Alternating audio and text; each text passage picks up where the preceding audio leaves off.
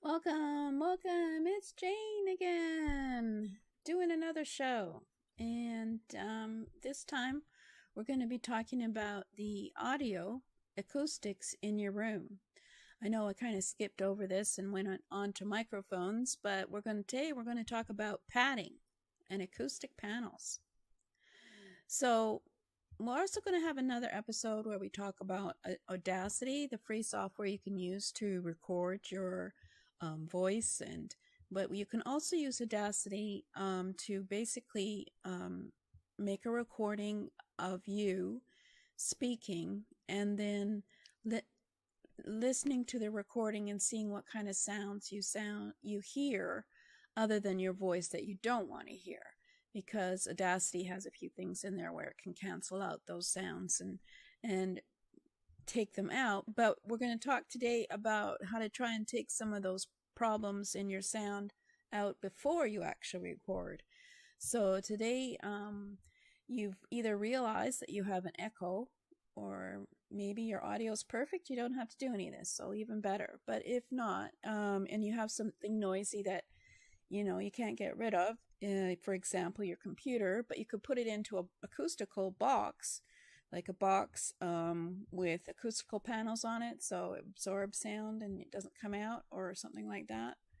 But you can probably find something fairly reasonable to do this. But you cannot easily edit bad audio noise in post-production. I mean, you can, but why try and get it, make it better the first time. So we're going to talk about a couple of things you may have already heard about if you do any podcasting, audio foam panels. And the other one is called a bass trap, which probably you've not heard of, and I'll show you a picture of, because it's mostly used in music studios. And I'm going to sneeze, so excuse me while I sneeze.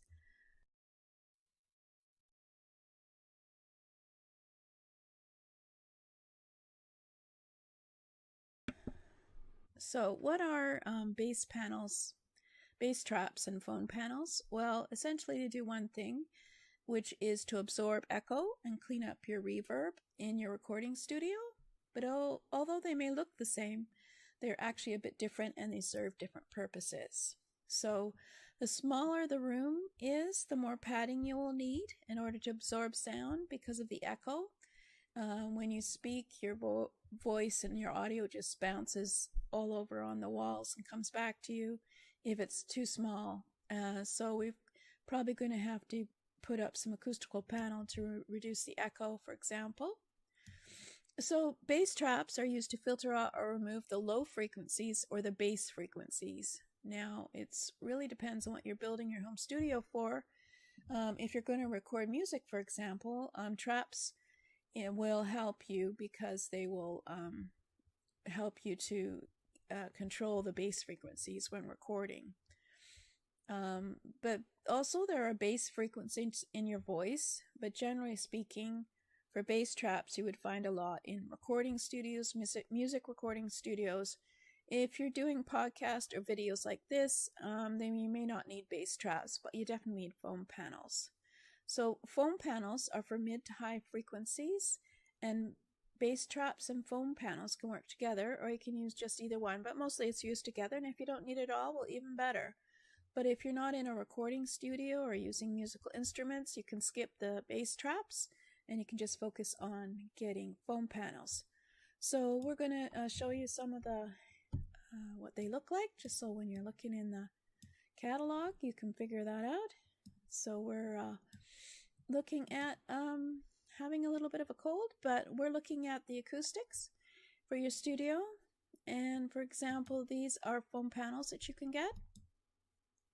They're triangular in cross section, and so they absorb sound since they're foam. And here's a picture of a bass trap over on the left in the corner of the room, and those are foam panels adhering to the wall.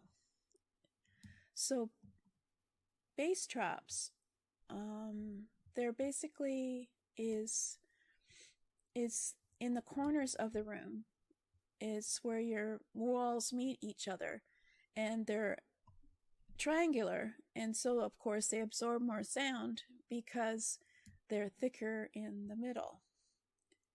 And these angles are the ones that reflect the most amount of audio, and it's responsible for serious audio problems, sometimes in the corner of the room. So it's always good to put some acoustic panel there.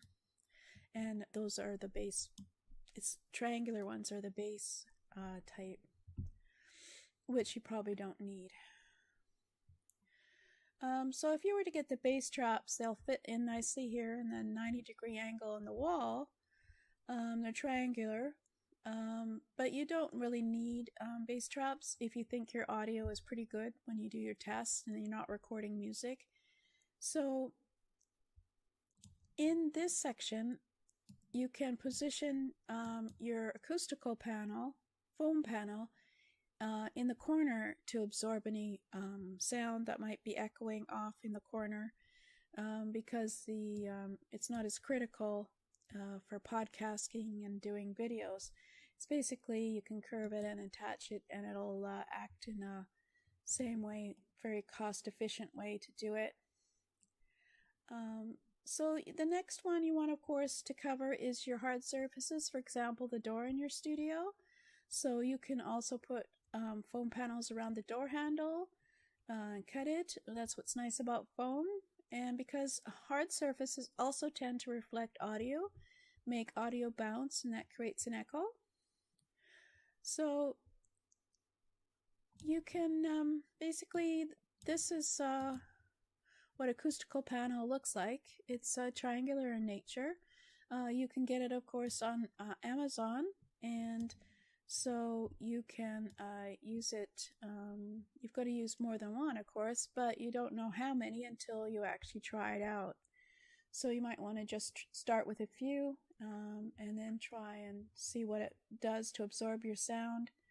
And then if it's working, that's great. If it doesn't work, well, you just don't use it. So most importantly, it comes in 2 different colors, so you can have some fun and arrange your foam panels any way you want, and it makes your studio look cool. So the recommended coverage area is 48 square feet for your studio, and this is just a rule of thumb. It really depends how big your studio is, but you should have about 48 square feet of it on one wall. And then, so you can always get packages of 12 square feet, 4 packages of that, for example, or you could get 12 square feet, which is 12 panels, and then times 12. Now, that being said, you don't have to go and get 48 square feet all at once, because as I mentioned before, having too much of this panel actually can affect your audience in ways that you don't really want it to. So you can do more harm than good. So start with your 12 square feet, and you can scale up by adding another 24 or another 12 to different areas in your home studio or office studio until you get the right balance and removed all the acoustical problems like echo and buzz from your studio.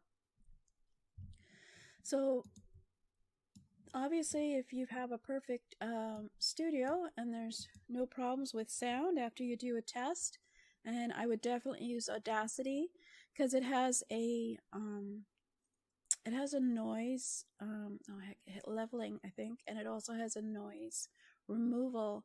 And so when you take out your actual voice, you can see the little noise being made of ambient noise before you actually speak, and we'll talk about that later, because it's really good to record it and then listen to it very quietly in your headphones to see if you're happy with the sound of your voice, and also, of course, you're happy that there isn't too much buzz or noise, and you don't have to clean it up.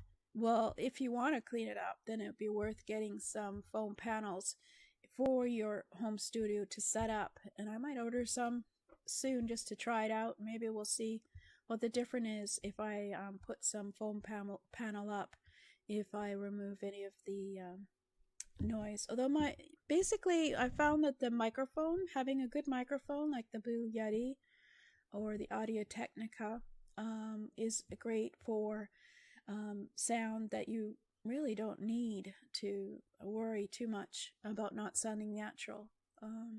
So that's it for today. I'm going to make a note to do one on Audacity, how to install it maybe, and then show you the possibilities of using Audacity for your home studio, as well as, of course, later on you would use other software like Video Editor. But this is a good start. So we've gone through most of the sound possibilities for your studio. And now I think we've done a couple of microphone types, and I think we should probably get on to lighting. That's pretty important. And so my lighting right now is pretty cool, pretty white. And so I have to adjust that and make my face warmer. But that'll be for next time. I'll show you that you have a lot of control inside your webcam that you buy as to changing the colors of your video. So thank you.